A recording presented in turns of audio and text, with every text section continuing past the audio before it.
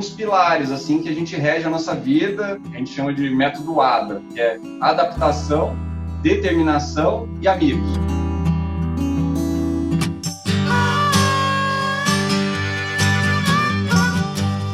Fala galera, tá começando agora mais um Conexão Outdoor, desta vez literalmente ao ar livre. Das montanhas do sul de Minas Gerais, a gente vai bater um papo com a Juliana Tosi e o Guilherme Simões do Montanha para Todos. No programa de hoje a gente vai falar sobre acessibilidade, inclusão e superação para quem desafia os limites para não ficar longe da natureza e da aventura. Juliana e Guilherme, muito bem-vindos ao Conexão Outdoor. Tudo bom com vocês? Tudo bem. Beleza? Obrigado pelo convite. Bom, vamos lá, pessoal. No último Dia dos Pais, o Abelardo Walsh e o Luiz Felipe Salles produziram um vídeo fantástico contando um pouco da história inspiradora de vocês. Mas hoje eu gostaria de saber um pouquinho mais da dinâmica de vocês com a Juliette. Mas antes de tudo, eu queria saber quem levou quem pra montanha primeiro, quando vocês se conheceram. Os dois já eram assim desse mundo da aventura. Alguém me disse que foi a Juliana responsável de te trazer, hein, Guilherme? Tá certo essa história aí? É verdade. A gente escalava, né? Aí a gente se achava muito sozinho. Eu pesquisei na internet grupo de trilha. Entrega a idade, fala onde que foi que você... Na época do Orkut ainda. Na época do Orkut. As comunidades, né? E aí foi isso, né? Ju, eu queria que você me contasse como foi o seu trabalho mental para voltar para a montanha. Como que foi esse primeiro dia? Algo que eu não consigo descrever, porque é mágico. Eu pensei que eu nunca mais ia poder voltar. Até que ele fez o Juliette, né? E Guilherme, conta pra gente como que foi o processo de chegar no protótipo atual da Juliette, que é o nome que vocês deram para a cadeira adaptada que leva a Ju para as montanhas, né? Vou te dizer que assim, a Juliette ela tá em constante aprimoramento, né? Tem um negócio que é muito interessante, assim, que nenhum deficiente, nenhuma pessoa com mobilidade reduzida, ou qualquer tipo de deficiência é igual a outra. E também tem que o lugar onde a gente vai fazer a trilha, vai fazer um passeio, é diferente do outro também. A Juliette em si hoje, ela é feita com uma roda, para passar em qualquer single, em qualquer percurso onde uma pessoa em pé passa.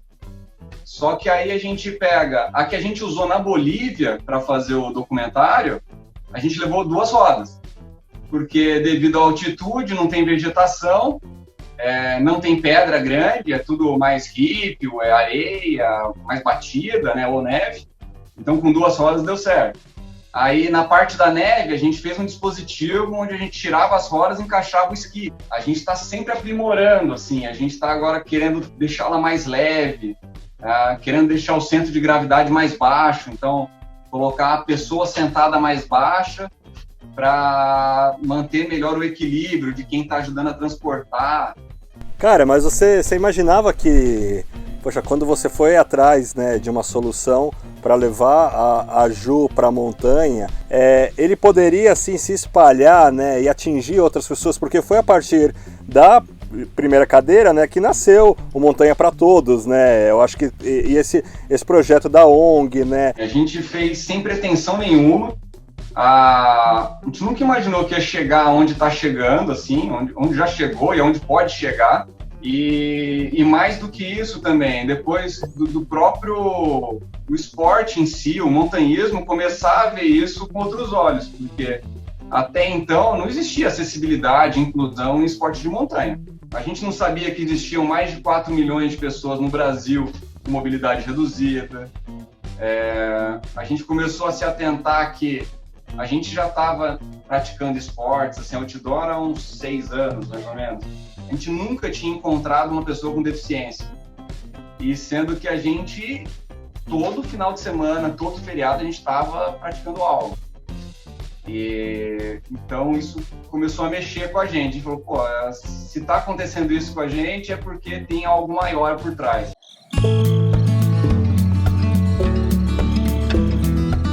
Como que é a logística, a dinâmica de um dia de montanha com a Juliette? Quantas pessoas são necessárias? Assim, qual a rotina que precisa ser seguida para uma expedição ser feita com segurança e também com contemplação, né, com diversão? O que a gente sempre fala, pessoal? Sempre o maior número de voluntários possível. 2 pessoas ali vai cansar muito e acaba ficando menos seguro.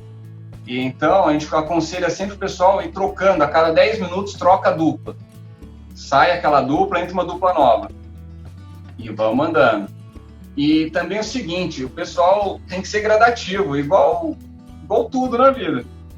Quando a gente vai começar a caminhar, a fazer trilha, quando a gente vai começar a pedalar, a gente não sobe na bicicleta e vai daqui pro Ushuaia.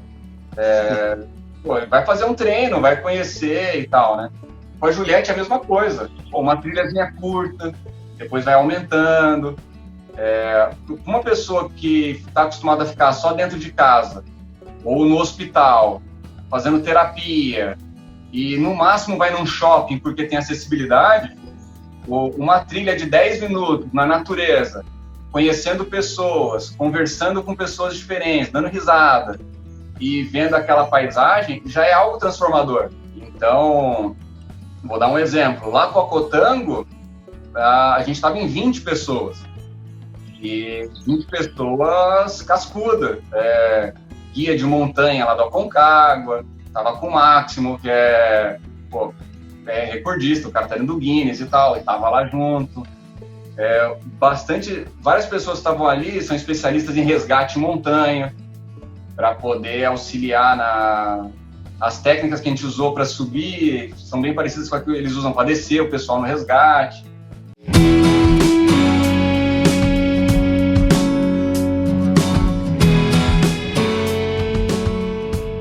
Foi bem difícil, mas foi desafiador. Eu quero voltar. Quer voltar lá, né? E muita preparação, né, cara? A gente se preocupa muito desde a questão da saúde mesmo da Ju, porque a gente não tinha referência de uma pessoa que ia ficar sentado naquela altitude. A gente pegou temperatura menos 25, vento de quase 70 por hora. Então, a gente andando, nosso corpo tá ali, trabalhando, tá aquecendo, né? A Ju parada era uma grande preocupação nossa. Então, desde pensar em equipamento, temperatura ideal do corpo, como que a gente ia manter isso. A Ju usa um estimulador cerebral, que é uma estimulação profunda. Ele tem um aparelho embutido, tem bateria. A gente sabe que a bateria em altitude vai lá para baixo, né? Então a gente tinha também essa preocupação. Foi uma logística grande, assim. Muitas pessoas. E aí aquele negócio, né, que todo esporte tem, que não adianta você se preparar o tempo que for, você pode estar 100% preparado, na hora as coisas não vão ser do jeito que você pensou, né? Então, sim, nevou mais do que era para nevar, onde não era para ter neve tinha 1,20 m de neve fofa, o cronograma alterou tudo, tivemos 4 dias de mau tempo preso dentro do hotel. Onde era para ter certo, então que subir. Onde era a saída da montanha, a gente teve que usar como entrada. Se a Ju tiver toda a vontade do mundo e quiser subir ali, mesmo assim ela precisa de todo um empenho, uma dedicação daquela galera que está ali, que não fala o nosso idioma e que às vezes só por mímica a gente se comunica, e eles têm que estar na mesma vibe para a gente conseguir fazer aquilo. Então, é algo muito, muito emocionante, assim, sabe? Ver toda essa sinergia de uma galera toda se unindo num propósito maior, assim. Acho que isso foi algo que todo mundo tem que sentir um dia, assim, sabe? O que está nos planos para vocês depois que essa pandemia passar? A gente está com um projeto para subir as 10 maiores do Brasil. E a gente já está com a autorização do ICMBio para filmar, para a gente poder subir. A gente está com um apoio ali legal para a questão de logística. Isso já para 8 montanhas das 10. Falta a gente pegar a liberação para as 2 lá da Amazônia. Porque está naquele impasse, né? Sempre abre, fecha, o Pico da Neblina, o 31 de março lá, né?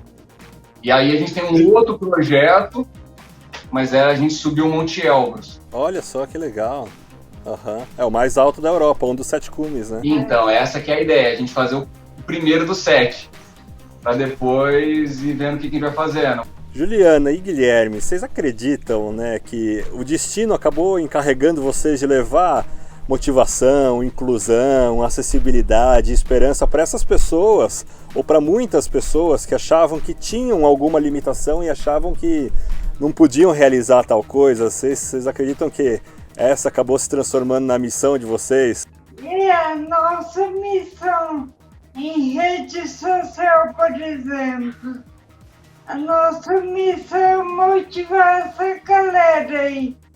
Eles acreditarem que tudo é possível e que não podem desistir. A gente fala muito que nada é por acaso, né? A gente se apega nisso, assim.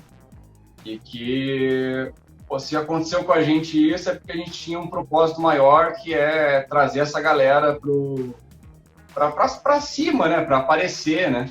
A gente fala, parece que existe um submundo, sabe? Tem, assim, a galera que não tem deficiência nenhuma e alguém que tem alguma deficiência, alguma necessidade especial, é muito obscuro, eles são ocultos. E, então, de trazer esse movimento para cá, sabe? E a gente vê que tá dando certo, que tá caminhando.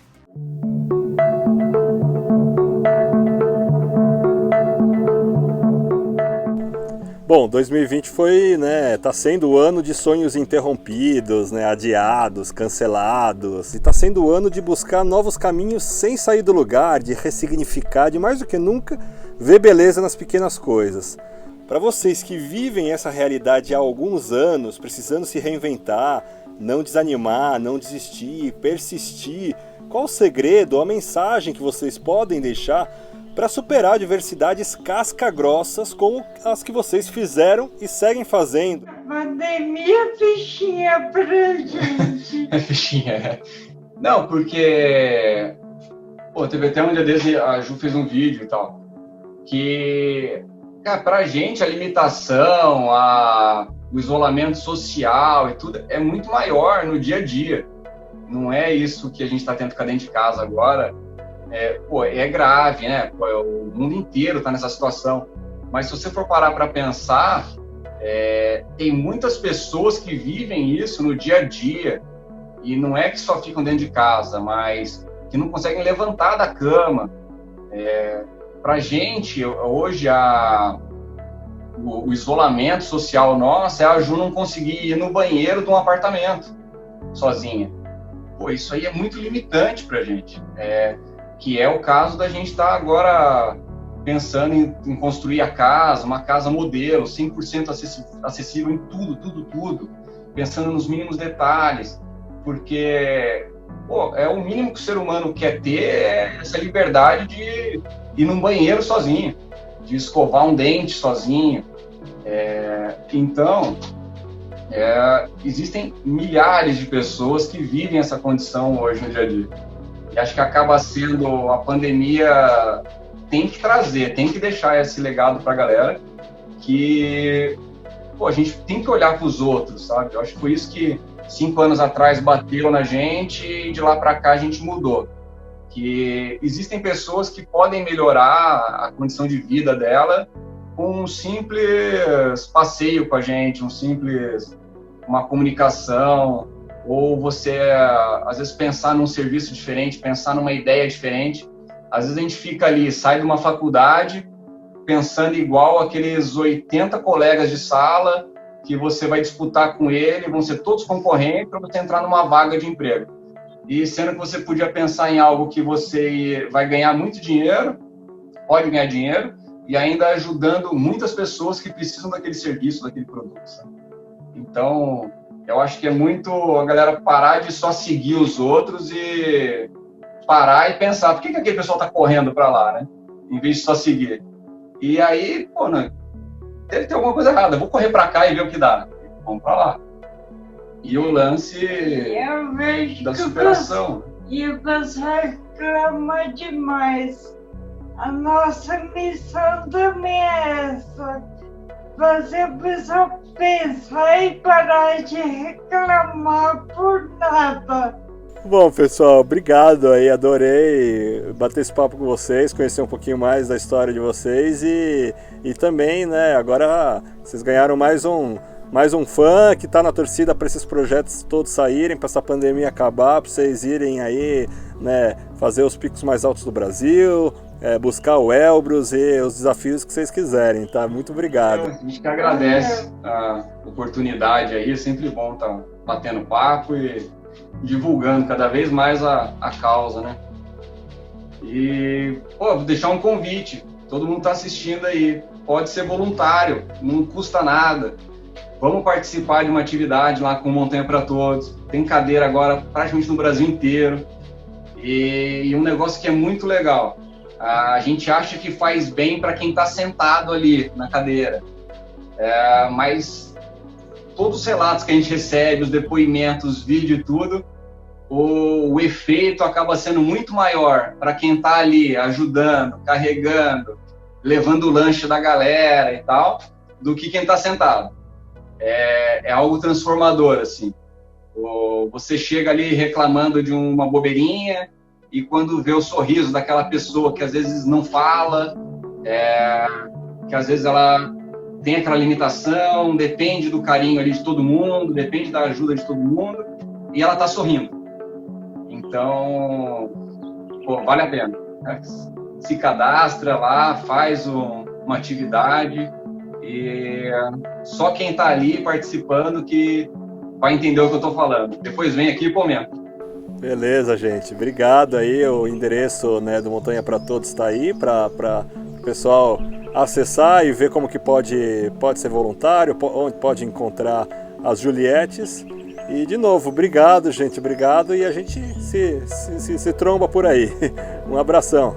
Valeu, brigadão, viu? E no último Conexão Outdoor de 2020, a gente vai bater um papo com um dos maiores nomes da ultramaratona do mundo. A mulher que subiu e desceu o Aconcagua em menos de 24 horas, Fernanda Maciel.